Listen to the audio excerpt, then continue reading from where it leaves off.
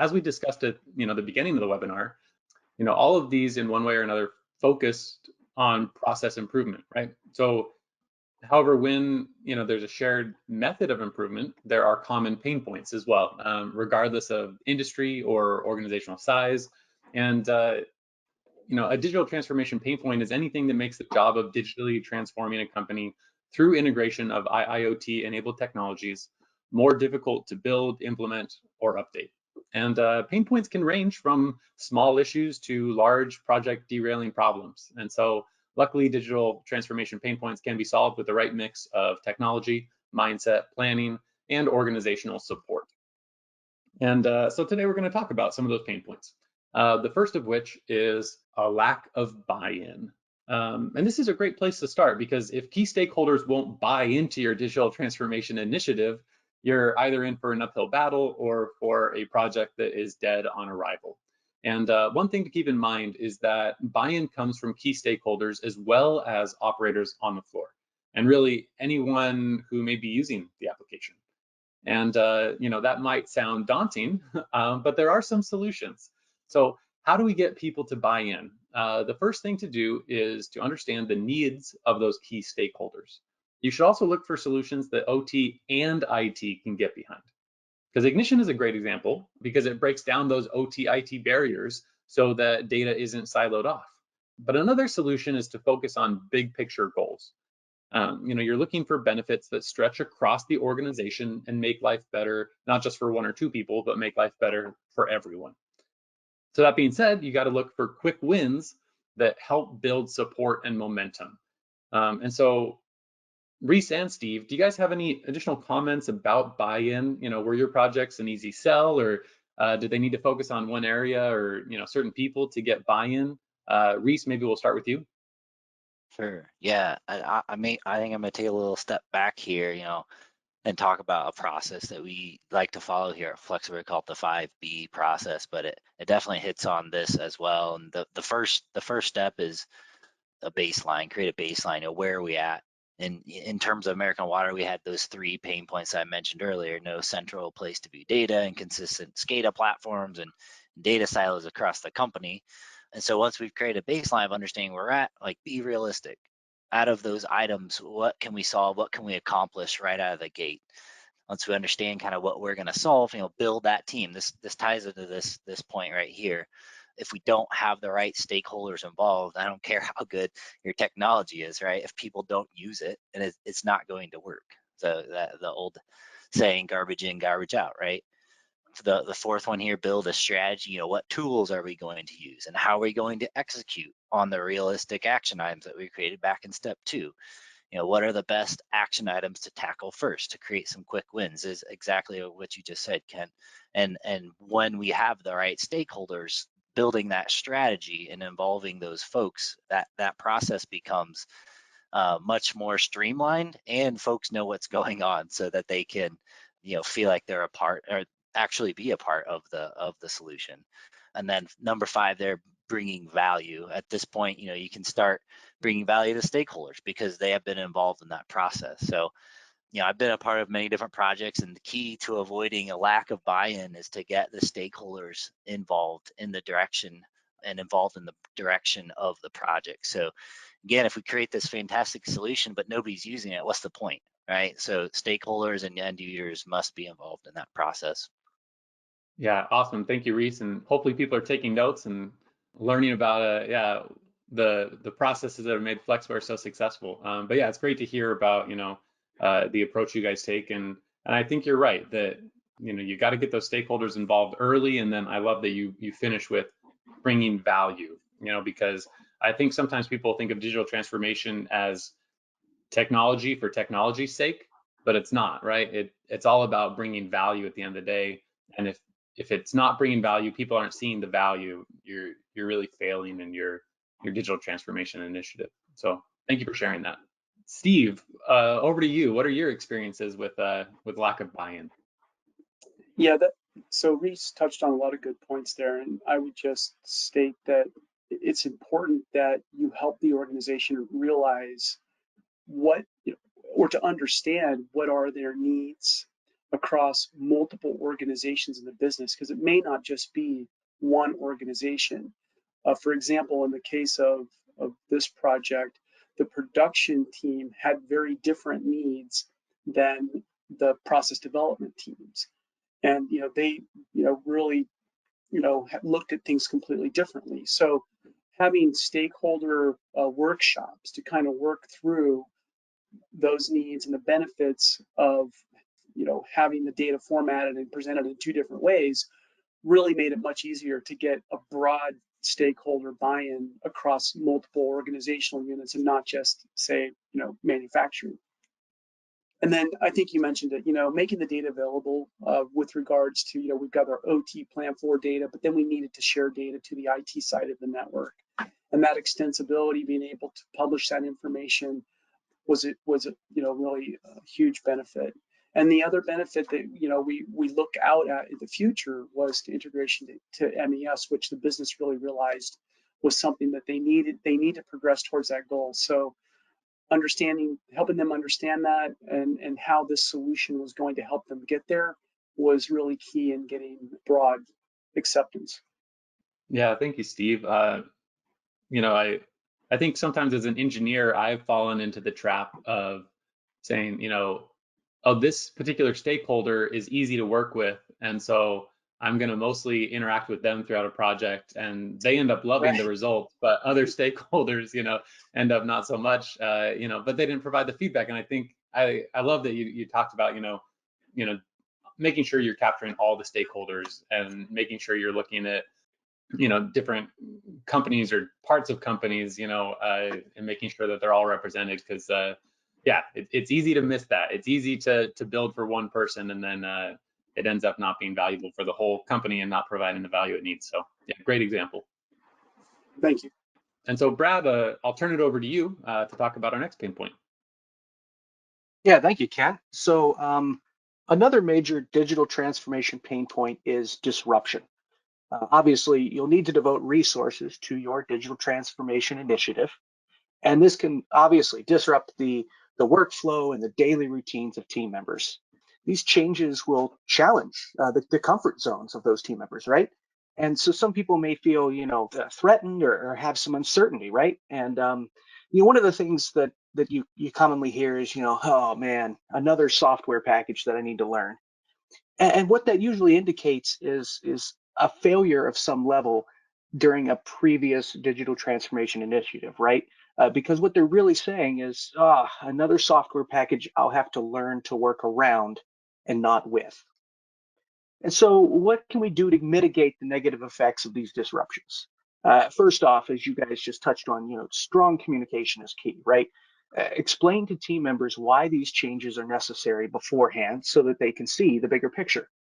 Make it clear that the greater risk is to not change, because digital transformation is needed to ensure that the company stays viable in the future. Communication is a two-way street, so you've got to give team members a forum to ask questions and share concerns, especially when those concerns are about the disruptions that they're going to face. Scheduling feedback sessions with floor operators as well as management is a great way to minimize those disruptions, because those people haven't, not only are they aware of the disruptions they might face, they may have a very good solution that would be easy to implement. And so, your resources might need to be allocated a little differently during a digital transformation initiative. So, it's always a good idea to strategically prioritize.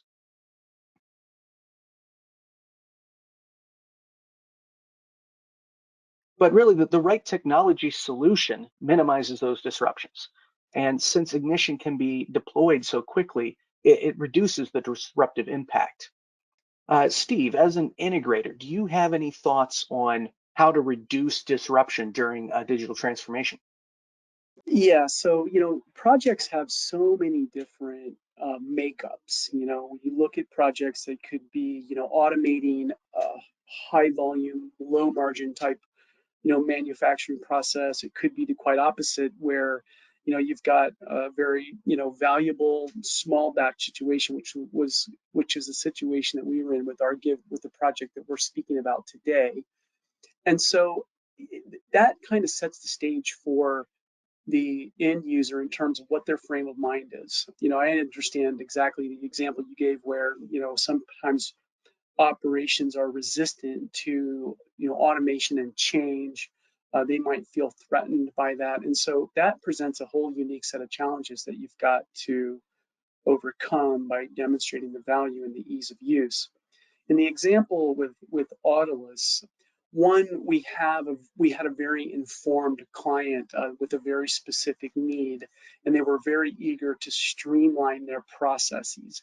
They understood that that was going to be a requirement if they were going to move from clinical into a commercial manufacturing setting. So the landscape there was a little bit different, and quite thankfully, that was a great opportunity and a great environment and collaborative environment to work in, because I have worked on the other side of that where, disruption and reluctance kind of runs amok.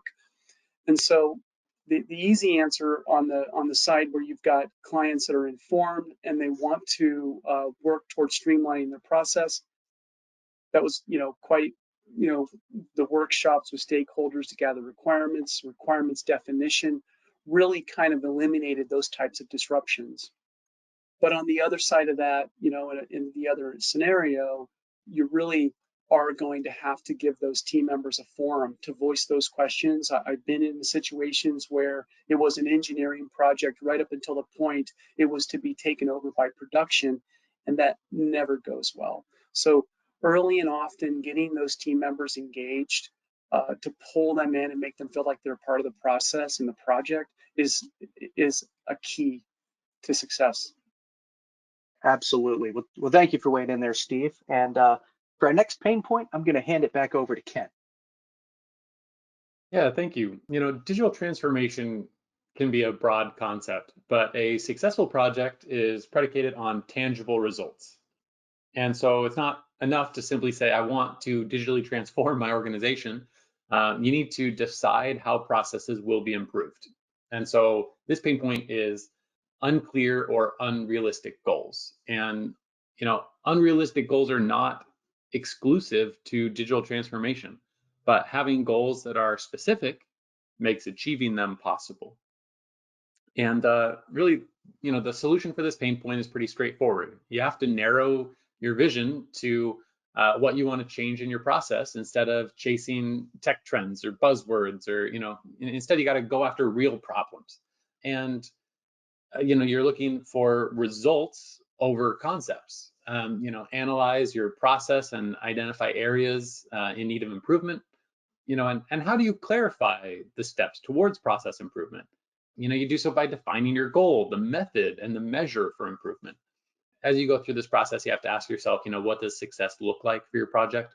Because it's going to look different depending on your industry, the type of product, and a multitude of other factors. But certainly, I like that Reese already brought up, some of these points at the beginning, talking about kind of in your B's there, right at the beginning, defining the process, making sure you have that, shared vision, that same goal that you're working towards, and all that kind of stuff, and then making sure it's bringing value. So yeah, Reese, could you, share any comments you have about goal setting and how that can solve this pain point of unclear, unrealistic goals?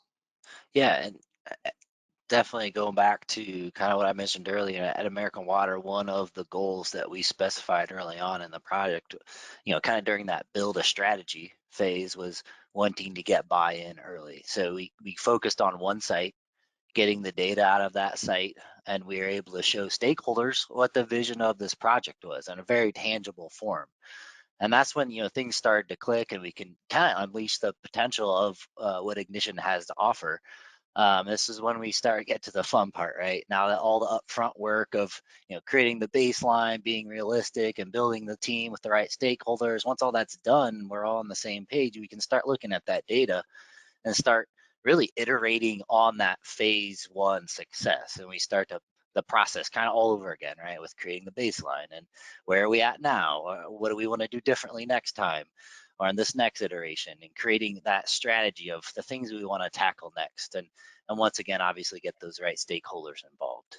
This is a process. This process is a journey, and not a destination, right? And if you can help everyone involved understand that, hey, this is new, and you know what, we're going to celebrate the wins, we're going to get better from the losses, because both of those things will happen in a journey, right? You have the highs, you have the lows, but if we all understand we're marching towards this end common goal, you know, setting those mental parameters is extremely beneficial when we're trying to attempt and create really any kind of change, not just digital transformation. Yeah, thank you so much, Reese. I love that iterative approach and about helping set those expectations at the beginning that, you know, there's going to be successes and failures. Because I think some people, especially when they have large scale projects, which a lot of digital transformation projects are large scale projects, right? There's so much pressure associated with, you know, is this going to be successful or is it going to fail? And by breaking it down into smaller goals, you know, and having that iterative approach, I think it takes the pressure off, and I think then people can, you know, see value along the way. And I think that that's super valuable to ensure that the people find success in the project, even if, you know, there are individual things that are hiccups along the way. So yeah, thank you so much for that. And Brad, I'll give it back to you for the next pain point. Yeah, thank you, Kent. So projects can be slowed down or derailed when there isn't a healthy flow of communication across devices or even systems, right? Interoperability is the key for this pain point. And so when managers or operators don't have access to real-time data, it makes it a lot harder for them to do their job. It's one thing to have information coming in from a PLC, but it's another to be able to have a system that's integrated with your ERP, MES, or CMMS system, right? And you know, on the other side of the coin, we're seeing ongoing supply chain issues that are highlighting the need for different systems to work with one another. Organizations are turning to technology that's more flexible. And without open communication across systems, it's really hard to pivot when specific hardware is suddenly unavailable for months at a time. And for a successful digital transformation, you need to break down those barriers. Ignition has open standards and ties into other systems, which helps avoid communication issues across systems, right? So giving operators and managers real-time access to data wherever they are allows them to do their jobs properly. Open standard software creates a strong foundation for digital transformation, right? Prevents those communication barriers. The right architecture can help a dispersed network function in a much more unified way. So Steve, any advice you want to share about overcoming communication barriers? Yeah, sure. Thank you. And thank you for picking me for this particular pain point, because I think this is an easy one. In the project that I presented, we had three different types of data flows. We had continuous data, typical instruments for monitoring, you know, environment, temperature, discrete alarms and whatnot. So, using Siemens PLC, we were able to speak OPC UA natively. Result-oriented data that was often hosted in software as a service, where we needed to use a web API to communicate to get the data across. And then we had OEM equipment integration that was real-time data that was coming across via MQTT. And so right there, we had three different challenges that were easily overcome using the communication interface capabilities of Ignition. So you can see that, you know, there's going to generally be a need in many projects for different communication protocols. So that kind of solves the issues on the plant floor and being able to aggregate the data. But then making the information available to higher systems, whether it's an MES application or, you know, directly to ERP, again, is very achievable. So that was really, you know, sort of my experience with it, was having the tools in the toolbox to get the job done. Yeah, great. So yeah, thanks for that, Steve. You know, I think Ignition's a very good solution to be able to connect to all those different things and pull all that data together.